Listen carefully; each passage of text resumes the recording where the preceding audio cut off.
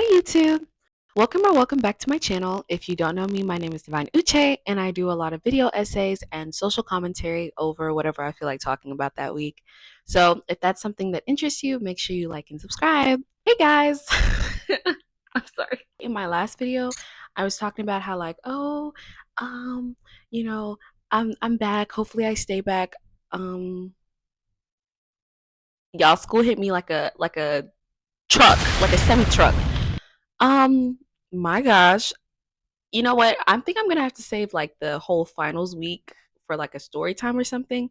Because when I tell you this has been simultaneously the most and least stressful finals week of my life, whew, y'all, we have been booked. But I'm back. Last time I said something, so this time I'm just gonna leave it at that. So I was having a conversation with my sister the other day about like her senior year and things that she used to do. My sister is by far some of like one of the most creative people I know. As we are having this conversation, it really dawned on me that like I don't really know a whole bunch of people today who have such like a variety of skill sets off of like online people just in everyday life who are like really like pursuing different things, have a whole bunch of different hobbies and just things that like occupy their time that doesn't involve like doom scrolling or looking at other people's life online and wishing it was your life and things like that. And I think this really connects to like the way that we view ourselves in relation to the internet, and how instead of while scrolling and we just scroll and look at people doing creative things, we don't actually take initiative to be creative ourselves. The internet is by far the most widespread technology in decades and fundamentally changes the way we interact with the world and consume media.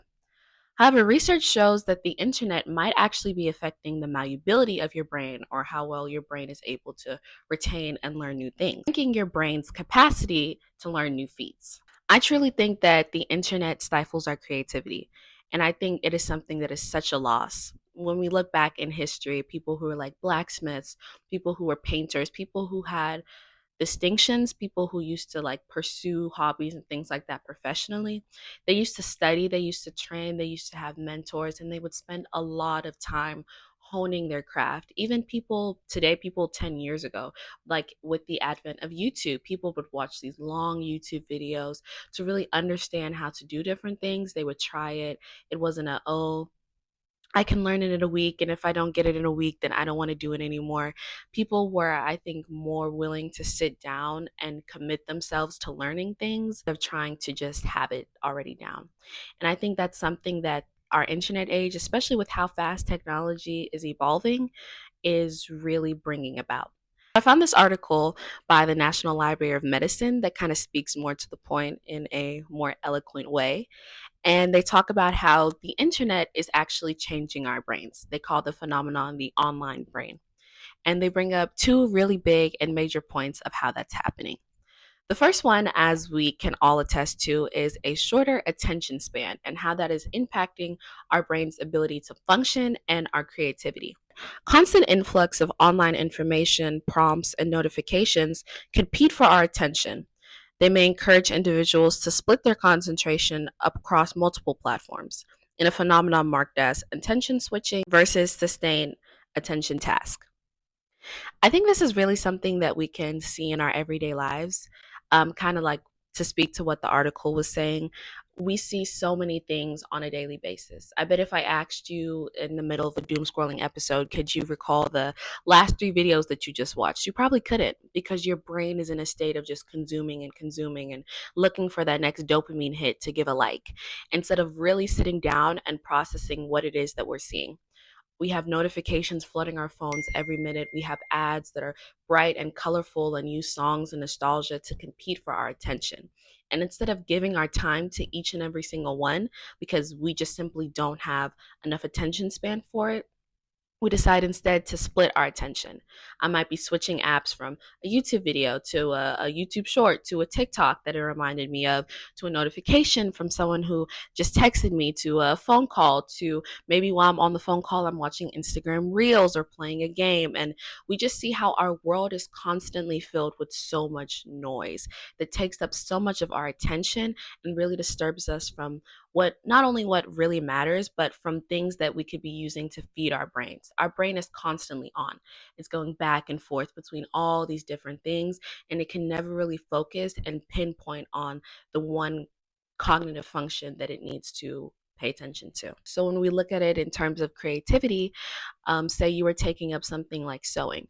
Sewing is something that requires lots of practice. It's not something that you put a TikTok tutorial and all of a sudden you know how to create this, but it really is something that takes time to learn each individual stitch and how to put on the machine and how to thread the machine and learning about the different techniques and the different practices. And a lot of people don't have the attention span to sit and master it, which is why we see people who, dabble in this and dabble in that. And I might know how to do a stitch of this and something of that because that's all my attention could really handle. Our brains were not created to multitask. Your brain wants things that it can latch onto. Your brain wants things that it can learn how to be malleable with. If you're learning stitch by stitch, you're learning how to thread the machine, how to pick out fabric, your brain is putting that information in its long-term memory, sustaining the attention on that task.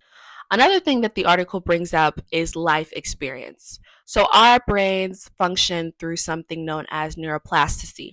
The more that our brain is exposed to things, the more we learn things, the more we try things, the more our brain grows to be able to accommodate things in the future. In the article, some emerging evidence indicates that disengaging from the real world in favor of virtual settings may accelerate the loss of cognitive function. What that's saying is that often we just scroll online and we live life vicariously through others. We look to online to give us advice on making friends, advice on dating, on going to certain colleges, doing different things, instead of going out and experiencing some of this stuff for ourselves or maybe talking to other people. I'm not saying there's anything wrong with learning through others, but especially when we put it online and we don't actually, help our brains to be able to learn how to talk to other people to gain life experience, learn how to accommodate people of different personalities, and we live vicariously through other people online. We are robbing our brains of that neuroplasticity. We're robbing our brains of that ability to be able to recall old experiences that we've experienced and learn from those things and be able to grow with those things. I think that because of a combination of our short attention spans and not really having enough life experience, really doesn't have time to pick up on and learn and grow from our environment, which I think stifles our creativity. And this isn't just through hobbies, this is through maybe wanting to talk to other people, wanting to learn more about a certain topic. Instead of going out and doing the research ourselves and learning in that field, we rely on other people's information and other people's life experience to accommodate us, which I think is really stifling our creativity. For my take on the whole matter, I don't think the internet is all that bad. I mean, I'm on the internet all the time and I have a YouTube channel, so obviously I don't think it's that bad. But I do think that the internet is something that should be used in doses. I think that it should be used as something in conjunction with our real life. I think that if you're someone who, when you find yourself on the internet, you doom scroll a lot and you're listening to like TikTok audios and living life vicariously through like other people or living life in your head, the internet can be something that really begins to come for your growth and again, like the malleability of your brain because you're not really living life or having any life experiences. Your brain has nothing to draw upon except other people's stuff, which is why I think we see, and this is, well, it's not off topic, but I think we see a lot of people, even online and in person, who are kind of the same person, like, like the same TikTokified or the same Instagram personality, because we all are getting our information and shaping our brains the same way through the internet. So I think that's why it's so important to interact with the real world. And this is something I talked about in my last video, and I'll continue to talk about. Go out to different spaces, go to third spaces, go to a coffee shop, go to the library, go meet new people, and give your brain the experience that it needs to be creative. Without life experiences, without you taking time to really sit down and learn about who you are and who other people are and about the world around us, you will never be a truly creative person. You'll never be someone who thinks original thoughts. I know that's what we're all seeking for. I want to think for myself. I want to be an individual. I want to have personal this and personal that. And you don't do that by watching a TikTok tutorial about how to do it or watching a a short YouTube video about how to be your best self, but by going on and living it. If you want to do something, do it. And just know that that creative outlet, someone who you see who's a master on their craft online, they're not limited, or they don't have a secret formula for how they sat and mastered it. You can do the same thing. You can be the same level of talented in a hobby or in a skill, or have some level of interesting about you just by living and being a person. I am someone who's fallen into it too. I mean, I've been sitting for months. I mean, just scrolling on social media, like, oh, this looks so cool. Oh, this person's doing this. Forgetting I have a whole YouTube channel. Forgetting I have a phone where I can press record and also be creative and share my life and things like that. And I think that everyone should seek to have that creative outlet where they can just be themselves, where they can be the master of a craft in a certain thing, or maybe you like to listen to music. I mean, a creative outlet can be multiple things, and I think that we should all seek to have one that we can grow more into ourselves.